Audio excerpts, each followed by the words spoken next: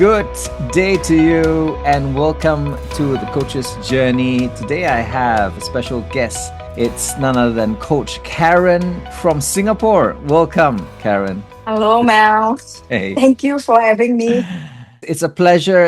I always feel like this podcast, this series that I do, like an honoring series, the journey or 1,000 steps. But, we always have to start somewhere in this journey, right? In the journey of coaching. So first and foremost, I wanted to congratulate you on your achievement of your ACC. Thank you very much. It was a long journey, but well worth the journey. But I Wow. want to thank you because you Oh, started. Like, if I had not done Catalyst, ACC would have never been on my mind. I'll be merrily doing what I was doing.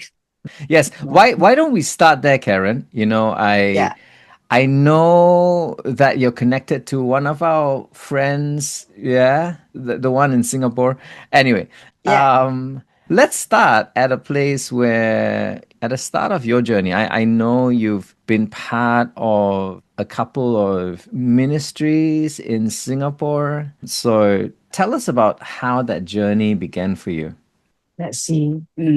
I started my career in the Ministry of Defense. Mm, One, primarily because I was fresh out of school. I yeah. finished my master's in Germany, and then I had an obligation because I took one of Mm, the German institutions scholarship, yeah. and they said that I had to return to Singapore to serve the Okay. country. And Okay. naturally, Ministry of Defense was very clear for me because Mm, in school, I studied international relations and global studies. My specific interest of study was on war and rebuilding societies after war. okay. Very So important in defense, today's day and age, if you know what I mean. yeah, because I know what I studied is still useful today.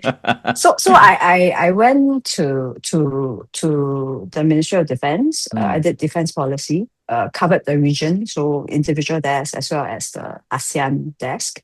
yeah. And then after 4 years, I think something happened at that point in my life that told me that okay, maybe this is Mm, not it. That's when my coaching journey actually started because I wow. did quite a few programs with an international professional coaching company, Mm-mm. and I got trained as one of their program leaders, as one of their leadership Mm, leaders. But at the same time, when the coaching started, I also discovered that I love being of service, contributing to a bigger meaning. I had a friend who introduced me to the Ministry of Trade and Industry, and I got introduced to international trade negotiations. It was tough at the beginning, but I grew to love it. It's like how a word or a sentence or even a punctuation mark actually makes a difference in a legal document. yeah. And that can impact businesses and how businesses operate is cool. So I did it, and I stayed like for 17 years because I really love it. I still love it. And I love talking about it. I love teaching people about it. I love being at it and sitting in a room with so many different interests, listening to what they were actually concerned about, Mm, right? And trying to bring all those differences together and steer everyone towards that common vision. And I mm, think my coaching training actually helped a lot because that's when I discovered, okay, maybe I should listen a bit more. Not, just be so concerned about Singapore's interests. I mean, Singapore interest is there, but there are larger common interests. What was more important, right? And then interesting. being able to strike the balance. When I was sent to Jakarta to do, it's a different role, but it was still also negotiations. And I was given the opportunity to come back to Singapore and then go on a study break. And I thought, yeah, maybe it's time to, recharge, refresh, Mm, and then see what's next.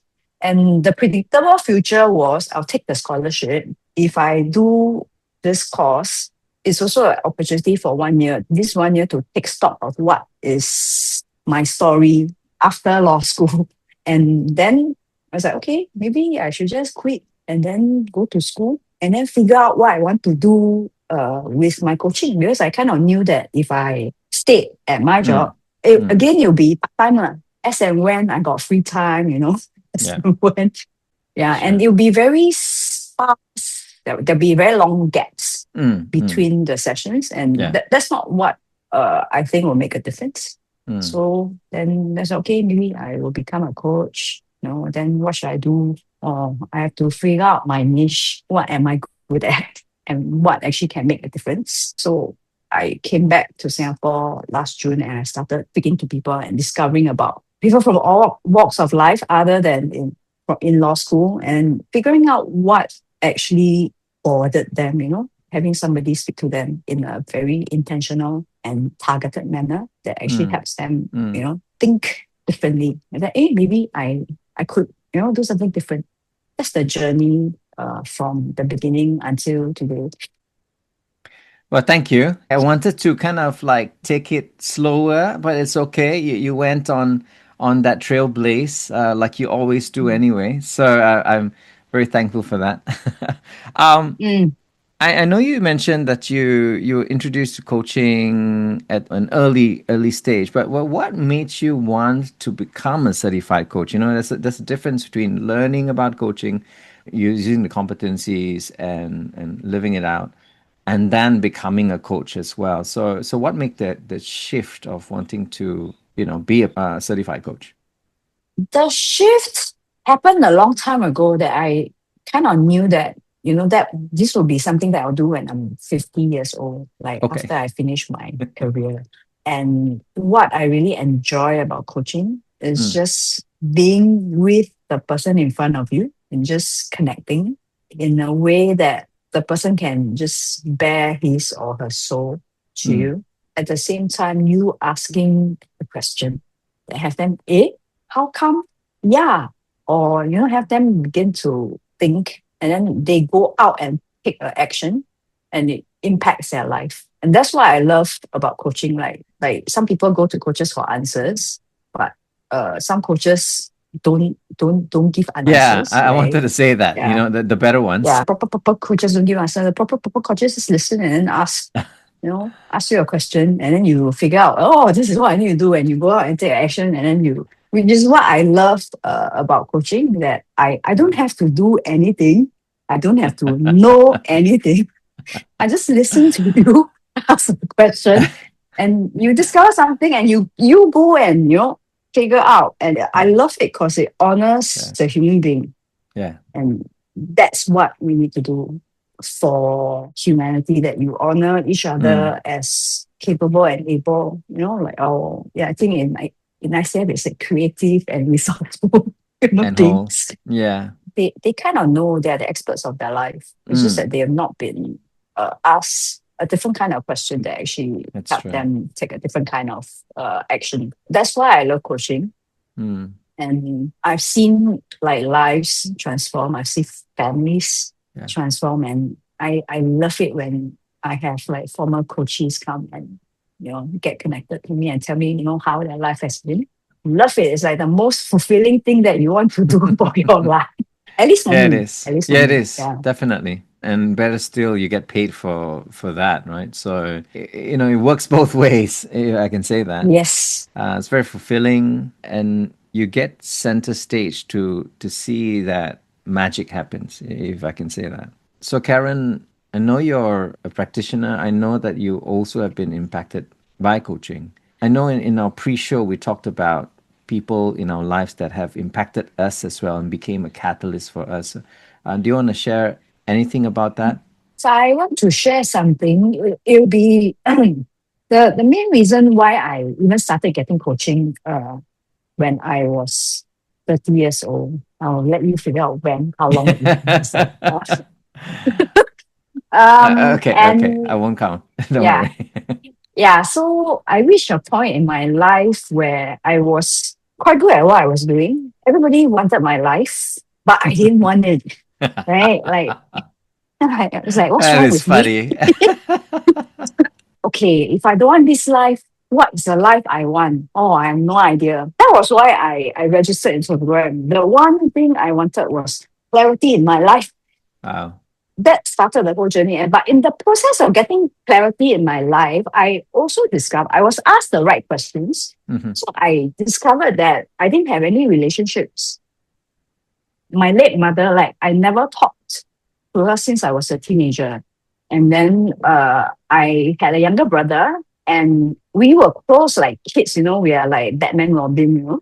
But as we grew up, we drifted apart. Mm, mm. And then every interaction become like this macho, I'm better than you kind of thing between us. Because Yeah. he was in the military, I was in MINDEF, and I'm like, I'm HQ, I tell you what to do. Right? That's when I got I think after that first coaching session, I got like all my relationships restored. And I think the most Wow. important person in that journey has been like a collection, like my family. And then Batman and Robin got restored. So Batman and Robin became like me and my younger brother became very close. And he will always challenge me. And he'll ask me, so what are you going to do? You're going to continue doing this? It's like, no lah, I'm going to be a coach. Then it's like, where are you going to coach? Where I retire? So it's like, but he will always remind me that you say you're going to be a coach. I was like, okay, I'll do it. And I was leading pro bono with the company that trained me. And then my whole family, we were all involved in the work. And then when he passed, right, I think I was not as impacted because we got a relationship back. Right. Yeah. So that's one section of the coach story. And then the other section is I was quite fortunate to meet like awesome people in my life. Like one of them is your friend in Singapore that we shall not mention. I think if not for this friend, I wouldn't even have thought of like registering myself into Catalyst. She was my coach. And Wow. I think she actually coached everyone in my family. And if she had not told me about Catalyst, I wouldn't have thought, that, maybe this is one way. And I was saying, oh, cool, I can do this thing. That whole year, it's like a lot of unlearning, like all the bad habits. Like I give solutions. I love to give solutions. Even until today, I have to like stop myself from giving answers or giving solutions, or propose suggestions. And learn about ethics. I had to learn about the key competencies, and it made me think about coaching in a more structured manner. Yeah. You can have a methodology. You can have all the ontological aspects of coaching, but you need a framework. And I was fascinated with frameworks and how to structure things in an effective manner, given that clarity is important to me. Yeah. So I loved it. And, like the weekly sessions, then plus the reflections, it's like really sitting down and thinking about what I feel and think about it happening, and then imagining it like in real life. So I'll imagine like real life scenarios. And I go, it's actually quite fascinating. I will do whatever that's necessary to complete this program. And then, maybe I'll get my ACC. But the plan was still, I will do this after I retire. That was the 2023 to 2024 journey. But I think 2024, I kind of was thinking about what's next already. Yeah. And then coaching sounded more and like more appealing to me. Maybe I'll just continue coaching, since I have to, do that 100 hours for ACC. Since I loved it, I'll just keep coaching people. Whenever people ask me for coaching, I just do it as and when I could. It really only took shape like when I came back like last year. Wonderful. And if we fast track that, Karen, you're now here sitting with me, having your ACC, starting your own organization, Kairos. How does it feel to be at this state of time? This was the first time that I'm embarking on something that is my own. So, I've been a civil servant for all my life. Yes. Now I'm building something that I can only have to be responsible for a lot of things. Yeah. It's exciting, coming out with the name, coming out what I'll do, finding the niche. Then there are a lot of other things that I needed to be responsible for, and I'm like discovering and this is what I need to do. But then after a while, every person that I talk to, that I tell them that I'm starting a company, they will have all sorts of ideas. So, okay, you should do this, you should try this, you should do that, you should automate. Oh, you like to do this, right? You should do that. Like, okay. I was like, I know. Like, I have this long, gigantic list, right, of stuff that needs to be dealt with and handled, right? But I made it very, very intentional. Mm, So I kind of knew exams finished first week of April. I'll have 2 weeks of break. And then at the beginning of the third week, I will register my company name. And then the following week, I'm going to incorporate it that because that required studying the Company Act and all the legal yeah, instruments there to ensure that I incorporate it as a yeah, company. And then I'll start pitching like my programs. As I coach people, I discovered, that there was a way that actually could help people think better, yeah. right? Or That's think nice. in a structured manner. So I Yeah. came up with different themes. Then I started thinking about how to name the programs. And it was quite fun. One, I love to write. And two, I love to create things. And then the third thing is I love to create things that make a difference. Yeah. So if it doesn't make a difference, it's not going to work. So I ran experiments at the site lah. Say, hey, you want not try. I give you, you try. This survey. It's quite a fun journey so far. And the thing is also plucking the courage, right, to tell Mm, people yeah. that, then everybody's like, why you quit your job? Then there'll be the, well done, Karen, yay, you finally did it. It's like, it's a mixed bag, but just telling people about what I've done and then sharing with them and then asking them to try my coaching. So I'm grateful that I'm surrounded by this community of like awesome human beings. Yeah. And I'm also grateful that for those who said, okay, no, this one don't work. This one, no, too chim, Karen, meaning like too complicated so that people don't Yeah. get it. It's like, oh, yeah, that's a useful feedback. I can adjust it. Yeah, but Mm, it's been fun so far. beautiful. Mm, And congratulations. It takes a lot of courage and, of course, persistency, starting something your own. And, of course, that mm, belief in yourself, which was catalyzed within you by the many people that have come your way through your journey. mm. Perhaps a last couple of questions, Karen. One of it is, where do you see that future for yourself? I actually have no idea what the future is going to look like. Yeah. But when I spoke to my dad 2 weeks ago, he created a future for me. He was like, it's okay. Don't know what to do, right? Go and figure it out. Just be in action every day. I was like, oh, yes, father. Then he's Wow. like, don't worry. Let's create a game. You'll be one of the top coaches in 3 years' time. Then I looked at him. Okay, thank you, daddy. That is amazing. Yeah, but I think the immediate runway, I think Mm, what I see, I have like a 5 year plan is that I would have created like networks, yeah. like a community of practitioners Yeah. where we can actually mutually support each other. Then at the same time, we also do like referrals.